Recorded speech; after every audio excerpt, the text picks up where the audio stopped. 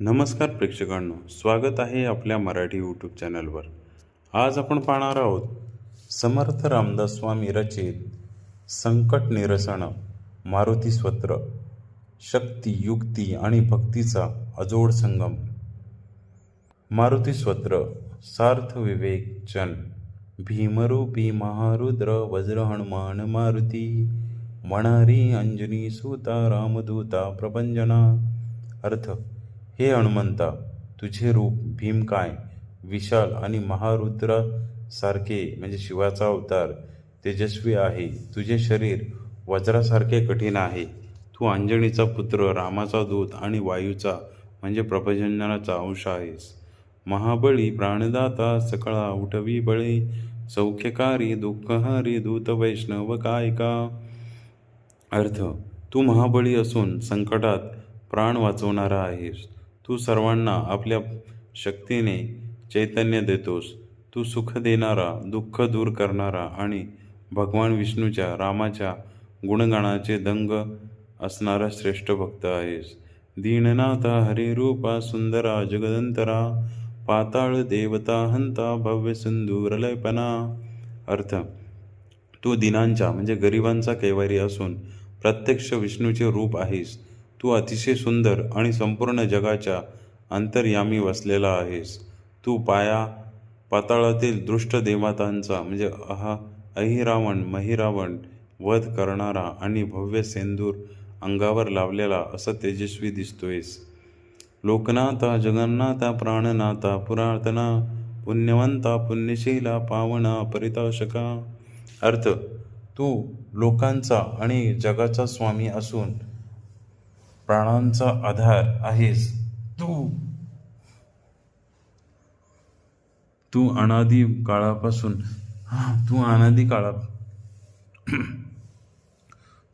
काळापासून आहेस. तू अत्यंत पुण्यवान, चरित्रवान आणि पवित्र भक्तांना समाधान देणारा आहेस. ध्वजांगी उचले बाहो, आविषे लोटला पुढे, काळाग्नी काळरुद्राग्नी, देखता कापती बळी. अर्थ: युद्धाच्या आवेशात जेव्हा तू आपली भुजा म्हणजे बाहू उचलून पुढे धावतोस, तेव्हा तुझे रूप पाहून प्रलयकारी अग्नी किंवा काळरुद्र सुद्धा भयाने कापायला लागतात. ब्रह्मांडे माहिले नेनो आवले दंतपंगती, नेत्राग्नी चालल्या ज्वाला, भुरकुट्या प्राटिल्या बळे. अर्थ: तुझे शरीर इतके विशाल आहे की त्यात संपूर्ण ब्रह्मांड सामावले की काय असे वाटते. रागाने तू दात ओठ खात आहेस. डोळ्यातून अग्नीच्या ज्वाळा निघत आहेत आणि तुझ्या भुवया टाट झाल्या आहेत. पुच्छते मुरडिले माता, किरीटी सुंडळे बरी, सुवर्ण कटिका सोटी, घंटा किंकेर नागरा. अर्थ: तू तुझे शेपूट वळवून मस्तकावर नेले आहेस. डोक्यावर मुकुट आणि कानात कुंडले शोभत आहेत.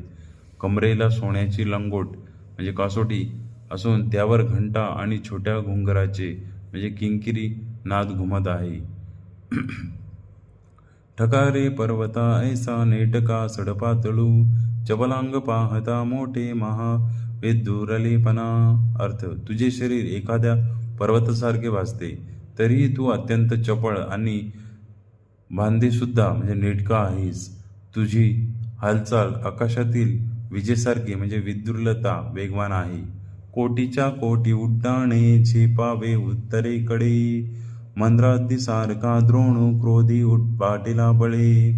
अर्थ: तू कोट्यावधी मैलाचे उड्डाण करून उत्तरेकडे झेपावलास आणि द्रोणागिरीसारखा महाकाय पर्वत क्रोधाने आणि बळाने उपटून काढलास.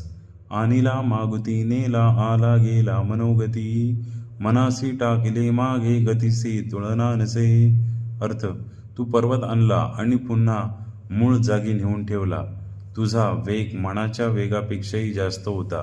तुझ्या गतीची तुलना कशाशी होऊ शकत नाही. अनुपासून ब्रह्मांडा एवढा होत जातसे, तयासी तुळना कोठे मेरू मंदार डाकुटे. अर्थ: तू अणु इतका लहान आणि ब्रह्मांड एवढा मोठा होऊ शकतोस. तुझ्या विशाळतेपुढे मेरू आणि मंदार पर्वत सुद्धा लहान वाटतात.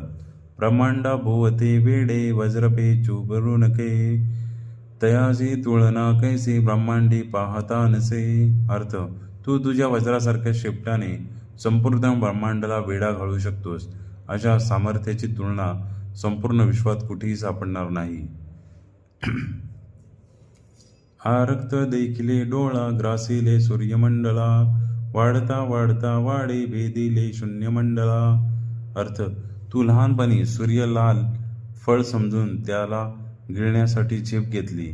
तू इतका मोठा झालास की तू अंतराळात म्हणजे शून्यमंडळात ओलांडून पुढे गेलास. धनधान्य पशुवृद्धी पुत्रपौत्री समग्रही पावती रूप विद्यार्थी स्वत्रपाठे करुणिया.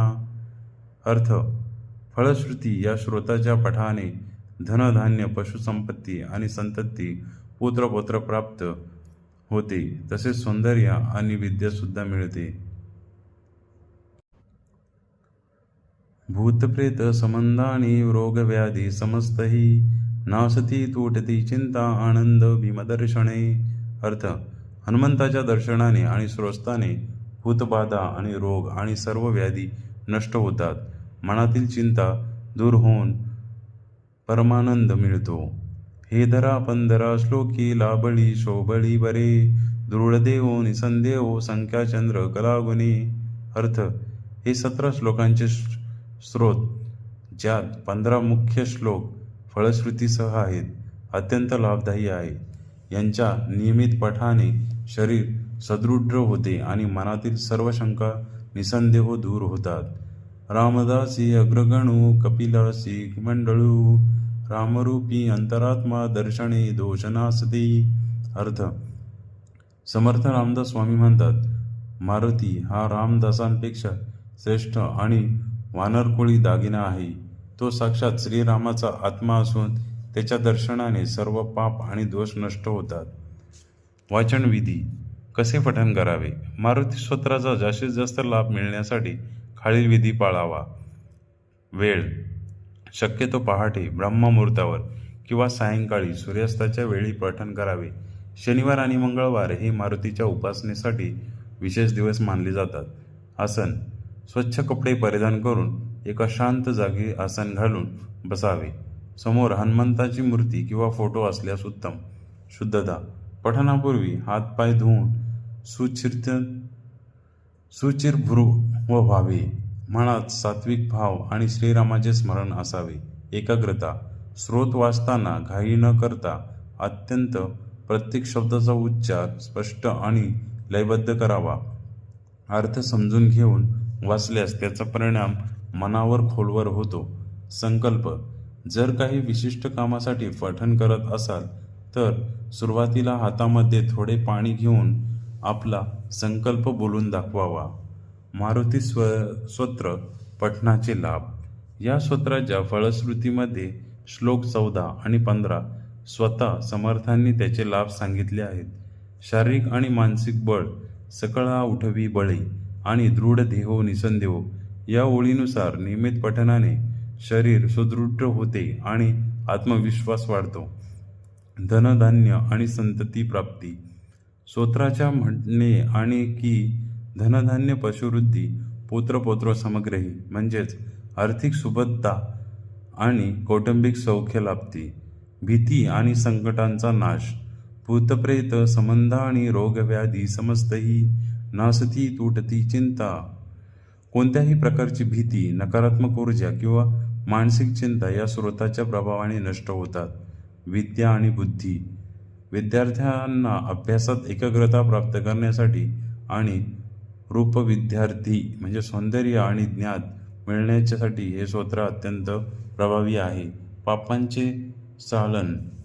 हनुमंताच्या दर्शनाने आणि या स्तोत्राच्या श्रवणाने अंतरात्म्यातील दोष आणि पाप जळून भस्म होतात. अशाच नवनवीन माहितीसाठी आपल्या चॅनलला लाईक, सबस्क्राईब, शेअर आणि कमेंट्स करायला नक्की विसरू नका. धन्यवाद.